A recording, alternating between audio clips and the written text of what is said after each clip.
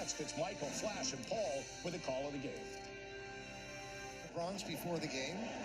Ithaca head coach Mike Toerper and Cortland head coach Curt Fitzpatrick threw out the first pitch and then took some pictures. And you might say, well, why are the coaches here? And they're actually joining me in the booth right now because you guys are going to be playing in the 63rd Cortaca Jug Cup. And it's the biggest little game in the nation. So, Coach, tell me about what it means to play this game here. Well, it's incredible. It's, Yankee Stadium, football games at Yankee Stadium, the history and tradition, Notre Dame and Army, New York Giants, Baltimore Colts. It's just an incredible honor, and we're all very excited. Now, Mike, this is going to be your first cup.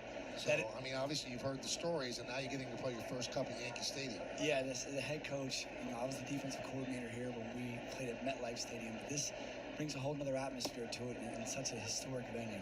Now, 2019, it was at MetLife Stadium, and it set a Division III attendance record, 45,161. So the game here at Yankee Stadium is going to be November 12th at 1 o'clock. It's a Saturday, and again, it's called the biggest little game in the nation. So all good, really, really good stuff. So you were named head coach, Curt, Cortland's head coach, February of 2020, 10-0 start. I mean, where do you go from there? Where do you go from there? That's a good question. One game at a time. That's where you go. Yeah, no, it was a great first season, and blessed to coach some great kids. And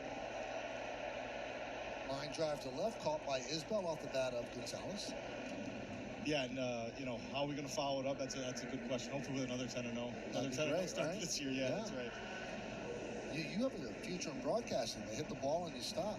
That was good. I caught the elbow in the side there. All my partners don't catch that elbow. You did it just great. How's your team look this year? We're pretty excited. We have a veteran group coming back, and I'm excited to be with them again. I wasn't here in the last 2 seasons, and now to be back with them, we're very excited to get rolling here in a week.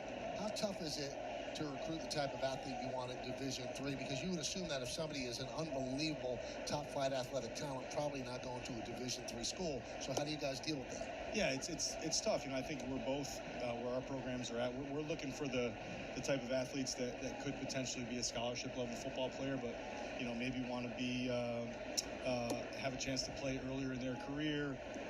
Be a bigger fish in a smaller pond. We have plenty of guys, I think, on both of our teams that could play at the scholarship level, but like the experience of playing at our level. I think that we look for guys that have a little bit of fire in their belly too. Maybe they're overlooked 3 inches too short or a tenth too slow. Right. And those are the guys that are attracted to our schools, and they want to get the full, complete student-athlete experience. And I think you get that in Division III. Now, you guys, the schools are 20 miles apart, right? Is that Yankee Red Sox? Do you guys hate each other? It's if you talk to some alumni, yeah. Really? Yeah, and it's blue versus red. There's a lot of similarities for sure. But we're hoping both teams are undefeated going into that game, and the more people we get in the stands from not just the alumni bases, but here in the New York City area, big time game, big time atmosphere. We root nothing but the best for Cortland until that one game. Likewise. Now, when you guys are recruiting, this game's going to be at Yankee Stadium. Do you plan that up to the kids? Yeah, absolutely. Huh? Got to. Yeah, for sure. Yeah. Got to. We got guys on the team that are going to have played in MetLife Stadium and in Yankee Stadium in their career. No other college football player can say that. And I don't care what division it is. Yeah, pretty cool, right? Very cool. So I did some research on the Cortaca Cup. It was purchased for $2 at a yard sale in Homer, New York. Team captains painted the jug in both schools' colors to create the rivalry trophy. The results were put on the jug after each year's game, and they've since run out of room twice, so 3rd jug, right? 3 jugs. Yeah. 3 jugs, yeah. What's it like when you hold it? I mean, is that the thing that you talk about all off season? Yeah, that's what, our guys, we don't play for millions of dollars. We play for a couple of jugs. But it's special. It's cool, neat, and unique. I think that's all part of what has helped this game grow from a $2 jug in 1959 or whatever it was to a venue like Yankee Stadium with 40,000 plus. Now, do you guys have to deal with NILs, or does that not happen in Division III?